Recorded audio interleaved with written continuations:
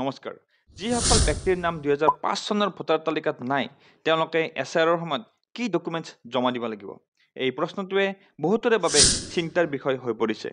আজি এই ভিডিঅ'টোৰ জৰিয়তে এই সকলোবিলাক প্ৰশ্নৰ সমাধান কৰিবলৈ আমি চেষ্টা কৰিম গতিকে ভিডিঅ'টো শেষলৈ চাই থাকিব চাওক 2005 চনৰ ভোটাৰ তালিকাত নাম নথকা ব্যক্তিসকলক আমি দুটা কেটেগৰীত ভাগ কৰিব পাৰোঁ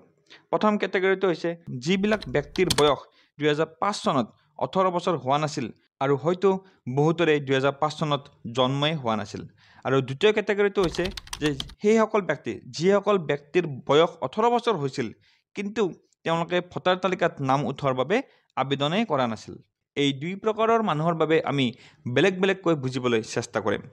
এয়া চাওক এইখন হৈছে বিহাৰৰ এছআইআৰৰ সময়ত প্ৰদান কৰা এনুমেৰেশ্যন ফৰ্ম অৰ্থাৎ এইখনেই এছআইআৰৰ ফৰ্ম যিখন সকলো ব্যক্তিয়েই ফিল আপ কৰিব লাগিব এই ফৰ্মখন কেনেকৈ ফিল আপ কৰিব তাৰ ভিডিঅ'ৰ লিংক ডেছক্ৰিপশ্যন বক্সত দিয়া আছে এই ভিডিঅ'টো শেষ হোৱাৰ পাছত আপোনালোকে সেই ভিডিঅ'টো চাই ল'ব পাৰে আৰু এই ফৰ্মখনৰ তলত যি ডিক্লেৰেশ্যন আছে তাতেই কিছুমান চৰ্ত অৰ্থাৎ কণ্ডিশ্যন দিয়া আছে যিবিলাক মানুহৰ জন্ম তাৰিখৰ ওপৰত ভিত্তি কৰি এই কণ্ডিশ্যনবিলাক দিয়া হৈছে মনত ৰাখিব যে যিবিলাক ব্যক্তিৰ নাম 2005 চনৰ ভোটাৰ তালিকাত নাই সেইসকল ব্যক্তিয়েহে এই চৰ্তসমূহ টিক মাৰ্ক কৰি আৰু সেই চৰ্ত অনুযায়ী ডকুমেণ্টছ জমা দিব লাগিব এতিয়া আহো আমি এই চৰ্তবিলাকলৈ জন্মৰ তাৰিখৰ ওপৰত ভিত্তি কৰি তিনিটা কণ্ডিশ্যন ইয়াত বান্ধি দিছে প্ৰথম কণ্ডিশ্যনটো হৈছে যে আপোনাৰ জন্ম যদি 1 জুলাই 1987 আগতেই হৈছে দ্বিতীয় কণ্ডিশ্যনটো কি যদি আপোনাৰ জন্ম 1 জুলাই 1987 পৰা 2 ডিচেম্বৰ 2004 চনৰ ভিতৰত হৈছে আৰু 3 নম্বৰ কণ্ডিশ্যনটো হৈছে যে আপোনাৰ যদি জন্ম 2 ডিচেম্বৰ 2004 চনৰ পিছত হৈছে তেতিয়া আপুনি কি কৰিব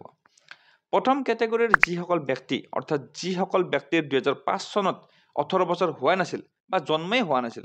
তেওঁলোকৰ বাবে পিছৰ দুটা চৰ্তত টিক মাৰ্ক কৰিব লাগিব তেওঁলোকৰ জন্ম তাৰিখটো অনুযায়ী গতিকে যিসকল ব্যক্তি 1 জুলাই 1987 পৰা 2 ডিচেম্বৰ 2004 ভিতৰত জন্ম হৈছে তেওঁলোকে ডকুমেণ্টছ হিচাপে নিজৰ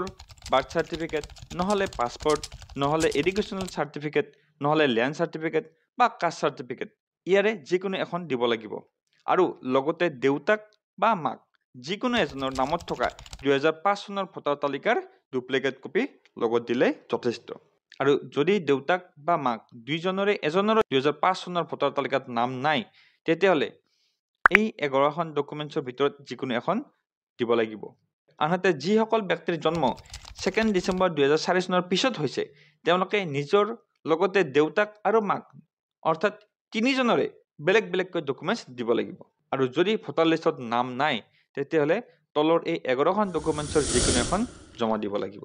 আৰু যদি মাক দেউতাকৰ যিকোনো এজন ভাৰতীয় নহয় তেতিয়াহলে ভ্যালিড পাছপৰ্টৰ কপি দিব লাগিব কিন্তু পাছপৰ্টখন তেওঁৰ ল'ৰা ছোৱালীৰ জন্মৰ সময়ৰ হ'ব লাগিব এতিয়া আহিছো আমি দ্বিতীয় কেটেগৰীলৈ দ্বিতীয় কেটেগৰীৰ ব্যক্তিসকল অৰ্থাৎ যিবিলাক ব্যক্তি 1 জুলাই 1987 আগতেই জন্ম হৈছিল আৰু যদি তেওঁলোকৰ নাম 2005 চনৰ ভোটাৰ তালিকাত নাই তেতিয়াহলে তেওঁলোকে নিজৰ নামত থকা এখন ডকুমেণ্টছ দিব লাগিব যিখন ডকুমেণ্টছ ECI প্ৰদান কৰা এই 11খন ডকুমেণ্টছৰ ভিতৰত এখন হ'ব লাগিব